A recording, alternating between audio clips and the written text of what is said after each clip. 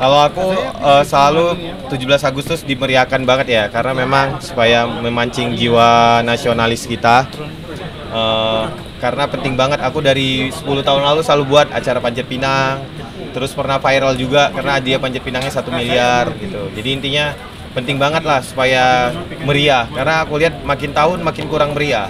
Jadi mudah-mudahan kali ini lebih meriah. Terus aku ada event juga, yaitu jalan kaki, tapi nanti yang jalan lari santai itu bisa dapat banyak souvenir, banyak dapat hadiah, dan perlombaan-perlombaan lainnya udah disiapin panitia lah. Semoga tahun ini lebih meriah daripada tahun sebelumnya.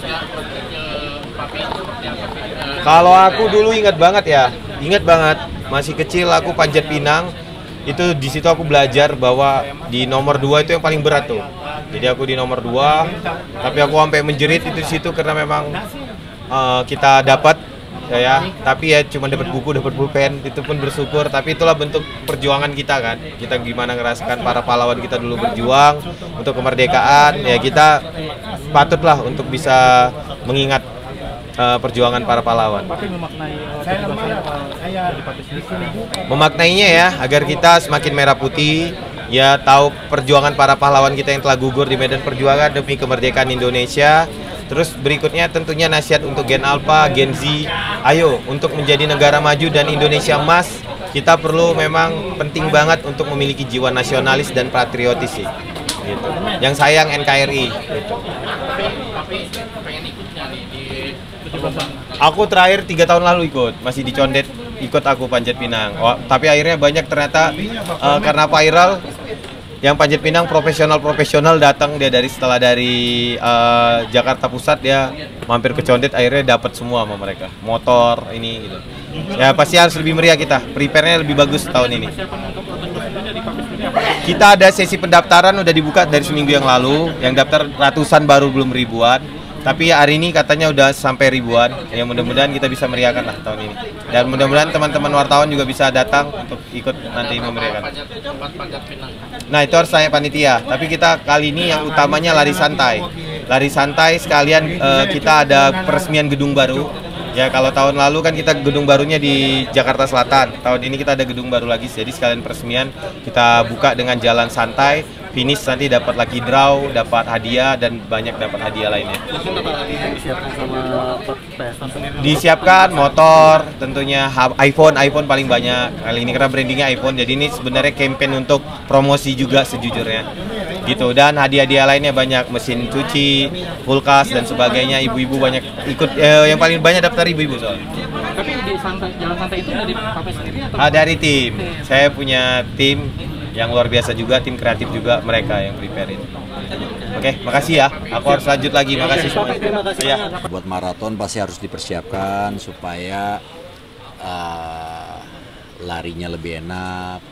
Kita udah bisa antisipasi sejauh apa kekuatan kita untuk menghadapi 42 kilo. Dan sekarang juga udah banyak pelari yang aware untuk safety running itu penting. Salah satunya adalah kita menjalani proses latihan, penguatan otot-otot. Dan ternyata memang lari itu nggak cuma latihan larinya aja, tapi ada proses strength trainingnya. Terus fuelingnya itu apa sih? Itu adalah salah satu proses untuk memasukkan minuman atau energy gel ke dalam tubuh supaya kita nggak kehabisan bensin, istilahnya begitu. Karena jarak 42 kilo 195 meter itu jarak yang tidak biasa buat pelari-pelari ya, atau pelari baru, atau buat orang yang tanpa latihan. Tapi kalau udah latihan harus sudah biasa gitu. Jadi harus latihan. Kalau ditanya persiapannya latihan, ya harus latihan. Nah, sebagai bapak juga nih kan, Bang Ibnu juga menginfluence istri dan anak-anaknya untuk juga gemar berolahraga nih. Kabarnya karirnya juga akan ikut untuk maraton Sydney-nya tuh seperti apa nih Bang Ibnu? Oh, kalau untuk yang Sydney cuma saya aja yang lari. Tapi mungkin nanti Ririn akan nemenin untuk shake out-nya. Shake out itu lari sebelum hari H atau sebelum race. Untuk pemanasan badan, untuk menghilangkan asam-asam laktat kita di dalam tubuh. Jadi harus ada check outnya. Ya nggak terlalu jauh, mungkin 5 kilo gitu. Tapi kalau Ririn nanti dia akan ikut yang tahun ini di Chicago. Oh, di Chicago. Iya, dia mempersiapkan latihannya untuk Chicago Marathon. Oke, nah untuk latihan Bang Ibnu dan Ririn sendiri nih, mungkin seperti apa sih setiap minggunya, mungkin disiapkan waktunya seperti apa nih Bang Ibnu? Kita dikasih menu sama pelatih untuk larinya sendiri minimal 3 kali. Kalau saya 4 kali. Ini memang disesuaikan dengan kondisi pelarinya. Saya bisa 4 kali. Kalau saya mileage atau kilometernya harus ngumpulin sekitar 50 sampai 60 kilo per minggu. Kalau Ririn kayaknya larinya minimal 3 kali seminggu.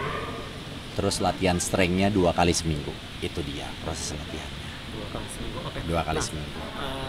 Bang Ibnu ini kan akhirnya Bang Ibnu yang menginfluensa istrinya untuk juga berolahraga nih, untuk ikut akhirnya juga ikut lari maraton juga nanti di Chicago. Mungkin cerita awalnya kan seperti apa sih, singkat aja mungkin Bang Ibnu, sampai Ririn akhirnya tertarik nih untuk ikut maraton.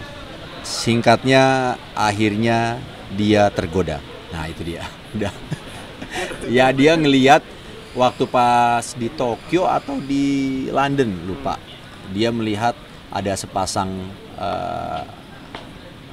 kakek nenek masih ikutan full maraton, larinya bisa menikmati lintasannya, bisa menikmati larinya itu dengan enjoy, dengan happy. Larinya memang gak harus kenceng karena memang disesuaikan dengan kapasitas kualitas tubuh kita juga, kekuatan kita juga.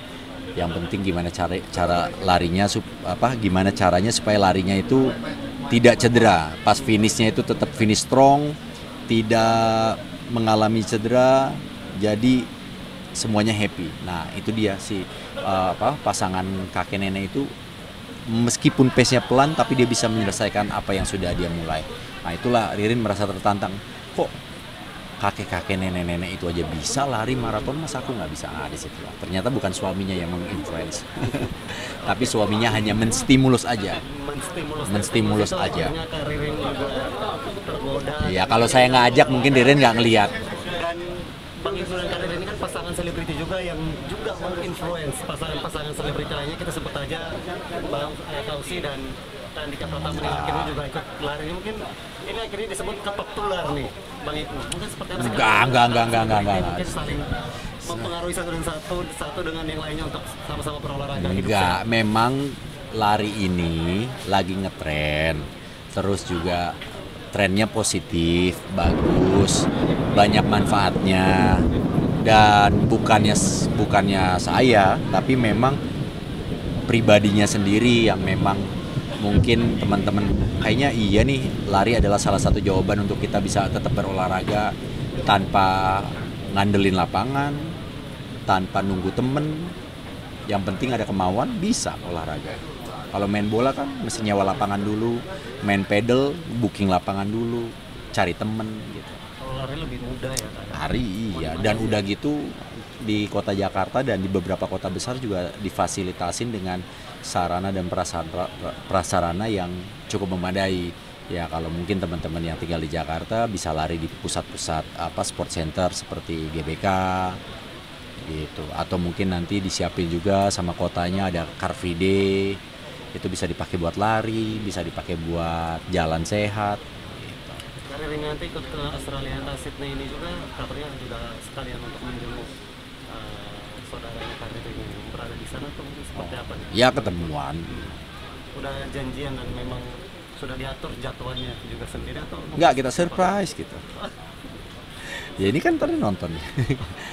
Ya enggak, ya janjian lah pasti lah. Masa pertanyaannya Ikut ke sana. Ikut, insya Allah ikut. Semuanya? Semuanya cuma ya kebetulan yang ada di Jakarta. Nah ini gitu. Kenapa tuh Bang nggak ikut? Ikut ya. Oh Yaya juga ikut. Nanti. Untuk latihan-latihan setiap hari lari itu juga memang anak-anak ikut atau? Enggak dong, kan sekolah. Anak-anak sekolah. Kita nganterin anak-anak sekolah, kita latihan lari.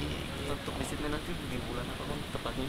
Akhir Agustus. Akhir Agustus ini. Siap. Persiapan udah mulai mantap dan mulai. Kalau sekarang persiapannya udah tapering alias mengurangi mileage atau kilometernya. Jadi larinya tuh udah mulai bukan dipersingkat. dikurangin. Kalau sebulan kemarin itu lagi peak-peaknya, saya lari bisa peaknya tuh di 32 kilo gitu. Untuk long run-nya mungkin mileage-nya bisa di atas 65 gitu. Tapi kalau sekarang udah paling di bawah 60, mungkin 50 kilo gitu untuk per minggunya gitu. Siap udah ya. Thank you. Kita